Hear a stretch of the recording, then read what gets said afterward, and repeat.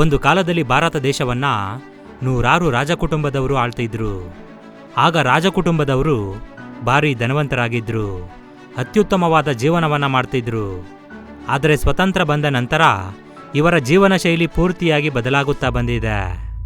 ಬ್ರಿಟಿಷರು ನಮ್ಮ ದೇಶವನ್ನು ಬಿಟ್ಟು ಹೋದ ನಂತರ ರಾಜರ ಪಾಲನೆಯನ್ನು ರದ್ದು ಮಾಡಿ ರಾಜರ ಭೂಭಾಗಗಳನ್ನು ವಿಲೀನ ಮಾಡ್ತಾ ಭಾರತ ಸರ್ಕಾರ ಪ್ರೈ ಪರ್ಸನ್ ಹೆಸರಿನಿಂದ ಒಂದು ಹೊಸ ಕಾನೂನನ್ನು ತರುತ್ತೆ. ಆದರೆ ಯಾವುದೇ ಪರಿಹಾರವನ್ನು ಕೊಡದೆ ಅವರ ಭೂಮಿಯನ್ನು ಸ್ವಾಧೀನ ಮಾಡಿಕೊಳ್ಳುತ್ತೆ. ಇದರಿಂದ ಏನೂ ಮಾಡಲಾಗದ ತುಂಬ ಜನ ರಾಜಕುಟುಂಬಿಕರು ಸಾಧಾರಣ ಜೀವನವನ್ನು ಸಾಗಿಸುತ್ತಿದ್ದಾರೆ. ಈ ರೀತಿ ತಮ್ಮ ರಾಜವೈಭವಗಳನ್ನು ಕಳೆದುಕೊಂಡು ಸಾಮಾನ್ಯ ಜನರ ರೀತಿ ಬದಲಾದ 3 ಜನ ರಾಜವಂಶಸ್ಥರ ಬಗ್ಗೆ ಈಗ ನಾವು ತಿಳಿದುಕೊಳ್ಳೋಣ. ಈ ವಿಡಿಯೋ ತುಂಬ ಇಂಟ್ರೆಸ್ಟಿಂಗ್ ಆಗಿ ಇರುತ್ತೆ, ಆದ್ದರಿಂದ ಕೊನೆವರೆಗೂ ನೋಡಿ. ಇಷ್ಟ ಆದರೆ ಲೈಕ್ ಮಾಡಿ. ಟಿಪ್ಪು ಸುಲ್ತಾನ್ ವಂಶಸ್ಥರು. ಭಾರತದ ಚರಿತ್ರೆಯಲ್ಲಿರುವ ಗ್ರೇಟೆಸ್ಟ್ ರಾಜರಲ್ಲಿ ಟಿಪ್ಪು ಸುಲ್ತಾನ್ ಕೂಡ ಒಬ್ರು. ಮೈಸೂರು ಅಂದ ತಕ್ಷಣ ಟಿಪ್ಪು ಸುಲ್ತಾನೇ ನೆನಪಾಗ್ತಾರೆ. ಮೈಸೂರು ಹುಲಿ ಟಿಪ್ಪು ಸುಲ್ತಾನ್ ಬಗ್ಗೆ ನಮ್ಮೆಲ್ಲರಿಗೂ ಚೆನ್ನಾಗೇ ಗೊತ್ತು. ಆ ಕಾಲದಲ್ಲಿ ಬ್ರಿಟಿಷರಿಗೆ ಇದ್ದ ಅತಿ ದೊಡ್ಡ ಶತ್ರು ಅಂದರೆ ಟಿಪ್ಪು ಸುಲ್ತಾನೇ. ಟಿಪ್ಪು ಸುಲ್ತಾನನ್ನು ಗೆಲ್ಲಲು ಬ್ರಿಟಿಷರು ತುಂಬ ರೀತಿಯಾದಂತಹ ಪ್ಲ್ಯಾನನ್ನು ಮಾಡ್ತಾರೆ. ಬ್ರಿಟಿಷರ ಮುಂದೆ ಸೋಲನ್ನು ಒಪ್ಪಿಕೊಳ್ಳದೆ ಅವರ ಮೇಲೆ ದಾಳಿಯನ್ನು ಮಾಡ್ತಾ ವೀರ ಮರಣವನ್ನು ಹೊಂದಿದ ರಾಜ ಟಿಪ್ಪು ಸುಲ್ತಾನ್. ಇಂಥವರ ವಂಶ ಈಗ ಅಳಿವಿನ ಅಂಚಿನಲ್ಲಿ ಇದೆ. ಇವರ ವಂಶಸ್ಥರು ಈಗ ದಿನಗೂಲಿ ಕೆಲಸ ಮಾಡ್ತಾ ಜೀವನ ಮಾಡ್ತಿದ್ದಾರೆ. ಟಿಪ್ಪು ಸುಲ್ತಾನ್ ಮರಣದ ನಂತರ ಅವರ ಆಸ್ತಿಗಳನ್ನು ಗುಲಾಂ ಮೊಹಮ್ಮದ್ ಟ್ರಸ್ಟ್ ಅಧೀನಕ್ಕೆ ಹೋಗುತ್ತೆ. ಈ ಟ್ರಸ್ಟ್ ದೇಶದಲ್ಲೇ ಲಾರ್ಜೆಸ್ಟ್ ಅಂಡ್ ರಿಚೆಸ್ಟ್ ಮುಸ್ಲಿಂ ಟ್ರಸ್ಟ್ಗಳಲ್ಲಿ ಒಂದು. ಅಂತಹ ಟ್ರಸ್ಟ್ಗೆ ವಾರಸುದಾರರಾದರೂ ಜೀವನಕ್ಕಾಗಿ ಚಿಕ್ಕ ಚಿಕ್ಕ ಕೆಲಸಗಳನ್ನು ಮಾಡಬೇಕಾಗ್ತಿದೆ. ಟಿಪ್ಪು ಸುಲ್ತಾನ್ಗೆ 12 ಜನ ಗಂಡು ಮಕ್ಕಳು, 7 ಜನರಿಗೆ ಗಂಡು ಸಂತಾನ ಇಲ್ಲ. ಉಳಿದ 5 ಜನರಲ್ಲಿ ಮುನೀರುದ್ದೀನ್ ಮತ್ತು ಗುಲಾಂ ಮೊಹಮ್ಮದ್ ಅನ್ನೋ 2 ವಾರಸುದಾರರು ಮಾತ್ರ ಇದ್ದಾರೆ. ಇವರ ವಾರಸುದಾರರು ತುಂಬ ಬಡತನದಲ್ಲಿ ಇದ್ದು ಸ್ಲಮ್ ಏರಿಯಾದಲ್ಲಿ ಜೀವನ ಮಾಡ್ತಿದ್ದಾರೆ. ಹೊಟ್ಟೆ ತುಂಬಿಸಿಕೊಳ್ಳಲು ದಿನಗೂಲಿ ಕೆಲಸ ಮಾಡ್ತಿದ್ದಾರೆ. Uthradom Thirunal Marthanda Varma, the former king of Travancore. ಈ ಉತ್ರಾಡಂ ತಿರುನಾಳ್ ಮಾರ್ತಾಂಡವರ್ಮ ಟ್ರಾವೆನ್ಕೋರ್ನ ಮಹಾರಾಜ. ಇವರು ಟ್ರಾವೆನ್ಕೋರ್ ಸಂಸ್ಥಾನದ ಕೊನೆಯ ರಾಜ. 1922ರಿಂದ 2013ರ ಮಧ್ಯಕಾಲದಲ್ಲಿ ಟ್ರಾವೆನ್ಕೋರ್ ಸಂಸ್ಥಾನಕ್ಕೆ ಅಧಿಪತಿಯಾಗಿ ಇದ್ದರು. ಇವರು ರಾಜರಿಕ ಜವಾಬ್ದಾರಿಗಳನ್ನು ತೆಗೆದುಕೊಂಡ ನಂತರ ರಾಜ್ಯದ ನಿರ್ವಹಣೆಯ ಜೊತೆ ಪದ್ಮನಾಭಸ್ವಾಮಿ ದೇವಾಲಯದ ಸಂರಕ್ಷಕರಾಗಿ ಕೂಡ ಇದ್ದರು. 1750ರ ಹೊತ್ತಿಗೆ ಟ್ರಾವೆನ್ಕೋರ್ ಸಂಸ್ಥಾನ ಇಂಡಿಯಾದಲ್ಲಿ ರಿಚೆಸ್ಟ್ ರಾಯಲ್ ಫ್ಯಾಮಿಲಿಗಳಲ್ಲಿ ಒಂದಾಗಿತ್ತು. ಆದರೆ ಪದ್ಮನಾಭಸ್ವಾಮಿ ಇವರ ಮನೆ ದೇವರಾದ ಕಾರಣ ಪ್ರಾರಂಭದಿಂದ ದೇವಾಲಯದ ಜವಾಬ್ದಾರಿಗಳನ್ನು ಇವರೇ ನೋಡಿಕೊಳ್ಳುತ್ತಿದ್ದರು. ಆಗಿನಿಂದ ಇವರ ರಾಜ್ಯದ ಹೆಚ್ಚು ಭಾಗವನ್ನು ದೇವಾಲಯಕ್ಕೆ ಫಂಡ್ ರೂಪದಲ್ಲಿ ಕೊಡ್ತಿದ್ರು.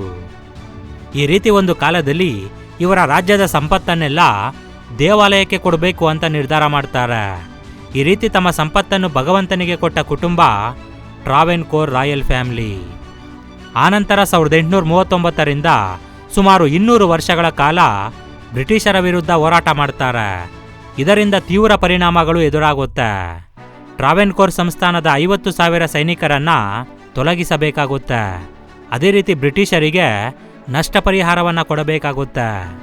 ಬ್ರಿಟಿಷರಿಂದ ಎಷ್ಟೇ ಕಿರುಕುಳಕ್ಕೆ ಒಳಗಾದರೂ ಪದ್ಮನಾಭಸ್ವಾಮಿ ದೇವಾಲಯದ ನೆಲಮಳಿಗೆಯಲ್ಲಿದ್ದ ಸಂಪತ್ತಿನ ಬಗ್ಗೆ ಯಾವುದೇ ಕಾರಣಕ್ಕೂ ಬ್ರಿಟಿಷರಿಗೆ ಬಾಯಿ ಬಿಡಲಿಲ್ಲ.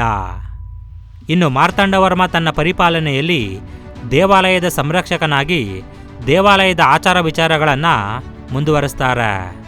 ದೇವಾಲಯಕ್ಕೆ ಸಂಬಂಧಪಟ್ಟ ವಿವಿಧ ಕಾರ್ಯಕ್ರಮಗಳಲ್ಲಿ ಅವರೇ ಸ್ವತಃ ಪಾಲ್ಗೊಳ್ಳುತ್ತಾರೆ. 1971ರಲ್ಲಿ ಪ್ರೈವಿ ಪರ್ಸ್ ಹೆಸರಿನಿಂದ ಇವರ ಅಧಿಕಾರಗಳು ರದ್ದಾಗುತ್ತೆ.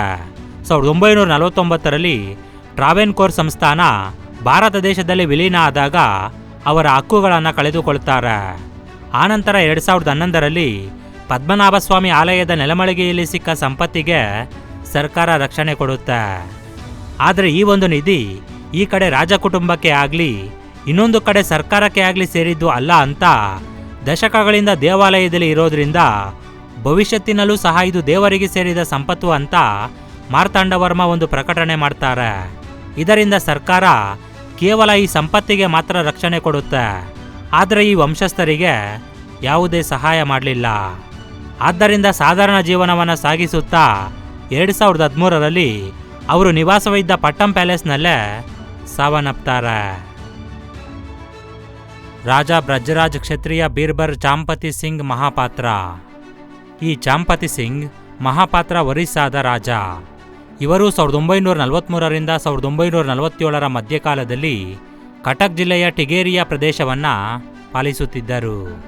1947ನೇ ವರ್ಷದಲ್ಲಿ ತನ್ನ ರಾಜ್ಯವನ್ನು ಭಾರತದಲ್ಲಿ ವಿಲೀನ ಮಾಡಲು 27 ಬೇರೆ ರಾಜರ ಜೊತೆ ಬೆರೆತು ಒಪ್ಪಂದ ಪತ್ರದಲ್ಲಿ ಸಹಿ ಮಾಡ್ತಾರೆ. ಅಲ್ಲಿಗೆ ಅವರ ರಾಜರಿಕ ಪಾಲನೆ ರದ್ದಾಗುತ್ತೆ. ನಂತರ ಪ್ಯಾಲೇಸನ್ನು ಬಿಟ್ಟುಕೊಟ್ಟ ಕಾರಣ ಹೆಂಡತಿ ಕೂಡ ಅವರಿಂದ ದೂರ ಹೋಗ್ತಾಳೆ. 1960ರವರೆಗೆ ಹೆಂಡತಿ ಮಕ್ಕಳ ಜೊತೆ ಇದ್ದ ಪ್ಯಾಲೇಸ್ ಈಗ ಗರ್ಲ್ಸ್ ಹೈಸ್ಕೂಲ್ ಆಗಿ ಬದಲಾಗಿದೆ.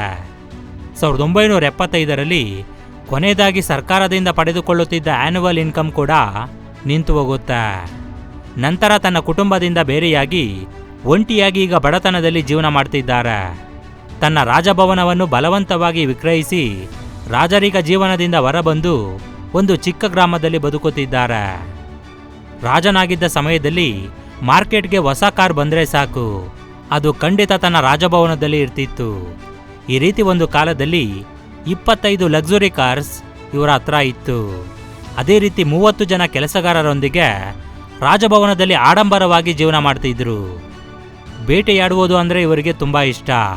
ಈ ರೀತಿ 13 ಹುಲಿಗಳನ್ನು 28 ಚಿರತೆಗಳನ್ನು ಶೂಟ್ ಮಾಡಿದ ಹಂಟರ್ ಇವರು.